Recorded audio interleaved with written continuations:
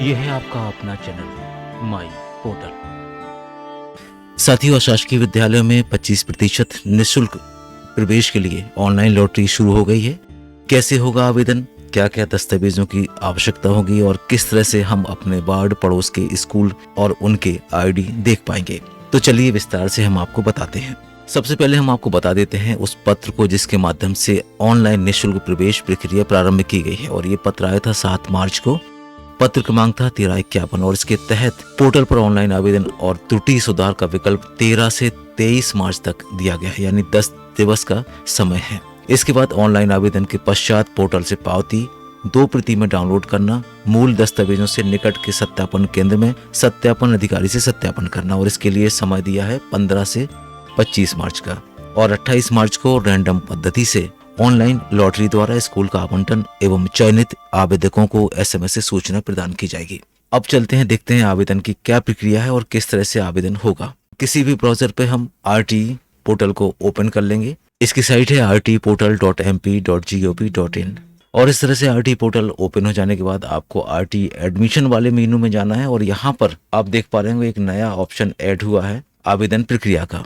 यहाँ पर कुछ और ऑप्शन भी दिए हैं आपकी सहायता के लिए, जैसे निःशुल्क प्रवेश 23-24 के लिए निर्देश, आवेदन का क्या प्रारूप होगा, आवेदन का पंजीयन कैसे करेंगे, आवेदन अद्यतन कैसे करेंगे, आवेदन की स्थिति ट्रैक कैसे करेंगे और आवेदन की पावती कैसे निकालेंगे। इसके साथ साथ एक और महत्वपूर्ण बात इसमें दी हुई है, ग्राम वार्ड के स्कूल एवं उपलब्ध सीटें। ये वाला ऑप्शन बहुत ही उपयोगी है। सबसे पहले तो आपको अपने ग्राम और वार्ड के स्कूलों को देखना है कि हमारे ग्राम वार्ड में कितने स्कूल हैं और कितनी कितनी सीटें हैं उन स्कूलों में, और इसके साथ साथ संबंधित स्कूल का PS नंबर क्या है, एक बार ये भी देख लेते हैं। क्लिक कर लेते हैं। यहाँ पर आपको जिला सिलेक्ट करना है, स्थानीय निकाय, इसके बाद ईयर ऑटोमेटिक सिलेक्ट आ रहा है 23-24। यहाँ पर आपसे ग्राम पंचायत और जोन की बात कर रहे हैं, तो इसके बाद यहाँ पर आपको अपने निवास का वार्ड देना है, जो कि आपकी राशन पात्रता पर्ची में होगा, BPL में होगा और समग्र ID में होगा। उसमें से देख के आपको लिखना है। अब यहाँ पर कक्षा का सिलेक्शन करना है जिसमें आप अपने बच्चे को प्रवेश दिलाना चाहते हैं, उसको सिलेक्ट कर लेते हैं, और इसके बाद कैप्चा कोड डालकर स्कूल की सूची देखते हैं। यहाँ पर पूरे स्कूलों की सूची आ गई, और इस स्कूल की सूची में कुछ बातें लिखी हैं वो आपको जानना जरूरी है। जैसे पहला ग्राम और वार्ड, ये जो स्कूल हैं ग्राम वार्ड, ये आपके ही वार्ड के स्कूल हैं। इसके बाद पड़ोस, ये आपके ग्राम वार्ड के पड़ोस के स्कूल हैं, और इसके बाद ये विस्तारित पड़ोस हैं, यानी पड़ोस के पड़ोस हैं। इस तरह से ये सूची स्कूलों की दिख जाएगी, और इतने ही स्कूल में आपके द्वारा आवेदन संभव हो सकेगा। अब यहाँ पर आपको ज़रूरी है कि इन स्कूलों में से आप स्कूलों का क्रम निर्धारित कर लें, और उस क्रम निर्धारित करने के लिए आपको स्कूल का ID इस तरह से लिखना ज़रूरी है। उस ID को ही आपको आवेदन में लिखना पड़ेगा।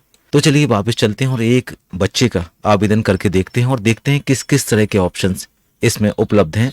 आवेदन पंजीयन करें बटन पर जैसे ही क्लिक किया तो ये वाला पेज हमारे सामने आ गया। यहाँ पर कुछ निर्देश हैं, हम आपको वो भी पढ़ के सुना देते हैं। कृपया सुनिश्चित करें कि यदि कक्षा नर्सरी, KG1, KG2 में आवेदन कर रहे हैं तो आवेदक की आयु 3 से 5 वर्ष, और यदि कक्षा 1 हेतु आवेदन कर रहे हैं तो आयु 5 से 7 के मध्य हो, और आयु की गणना 17 अप्रैल 23 से की जाएगी। ये कुछ दिशा निर्देश हैं। इसके बाद अब हम आगे चलते हैं। आगे चलने के बाद आपको यहाँ पर मोबाइल नंबर की प्रविष्टि करना है, जिस तरह से आप निर्देश पालक का पढ़ रहे थे। यहाँ पर हम मोबाइल नंबर डाल देते हैं।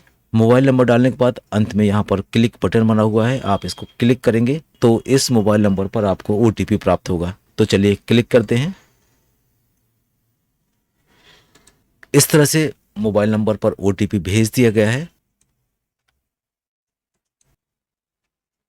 मोबाइल सत्यापन करने के बाद अब आपको डालना है बच्चे का आधार नंबर, टिक लगाना है, और इसके बाद बच्चे का आधार नंबर आपको यहाँ पर एंटर करना है। आधार नंबर डालने के बाद आपको फिर से यहाँ पर क्लिक करना है, और इस तरह से आधार वेरिफिकेशन हो जाने के बाद ऑनलाइन फॉर्म आपके सामने आ जाएगा। सबसे पहले इस बच्चे को प्रवेश लेना है, उसकी यहाँ पर समग्र ID भरी जाएगी। तो चलिए बच्चे की समग्र ID यहाँ पर भर देते हैं। जैसे ही हमने यहाँ पर समग्र ID भरी, अपने आप यहाँ पर परिवार ID कंप्यूटर द्वारा ले ली गई। अब हम फॉर्म के B वाले हिस्से में पहुंचते हैं, जिसमें प्रवेशार्थी के निवास और संपर्क की जानकारी भरी हुई है। यहाँ पर कुछ कॉलम अपने आप भर के आ रहे हैं, जैसे जिला भर जाएगा, जनपद पंचायत क्या है ये भी आ जाएगी, पंचायत और ग्राम वार्ड, ये सब कुछ समग्र ID के द्वारा यहाँ पर आ गए हैं। मोहल्ला या बसाहट जो भी है आपको उसको यहाँ पर लिख देना है। इसके बाद मोबाइल नंबर दूसरा अगर है आपका तो आप उसको भर दीजिए। ईमेल अगर कोई है तो आप उसको भर दीजिए।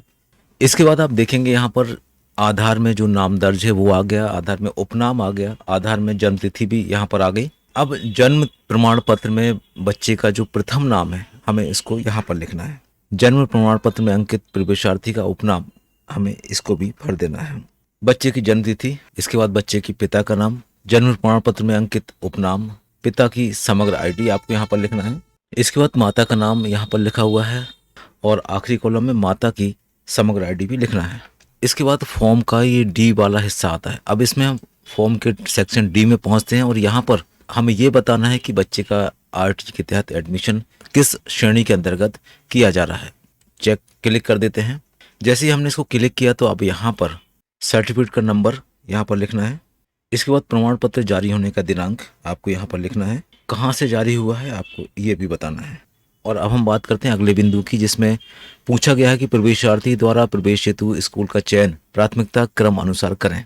सबसे पहले यहाँ पर कक्षा लिख देंगे, टाइप कर देंगे, एक बार फिर से हम सिलेक्ट कर देंगे। जैसे हम करेंगे तो एक हमारे सामने मैसेज आएगा कि इस ग्राम वार्ड पड़ोस में 18 स्कूल हैं, अतः न्यूनतम 3 स्कूल का चयन करना अनिवार्य है। और इसके बाद आपको पहला स्कूल पहली प्राथमिकता और उस स्कूल का हमें यहाँ पर स्कूल आईडी देना है।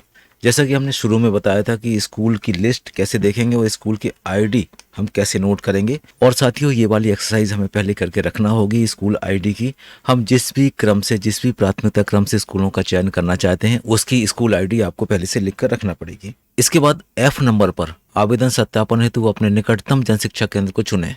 चयनित जनशिक्षा केंद्र के अतिरिक्त आप प्रदेश के किसी भी जिले के किसी भी जनशिक्षा केंद्र में उपस्थित होकर सत्यापन करा सकते हैं।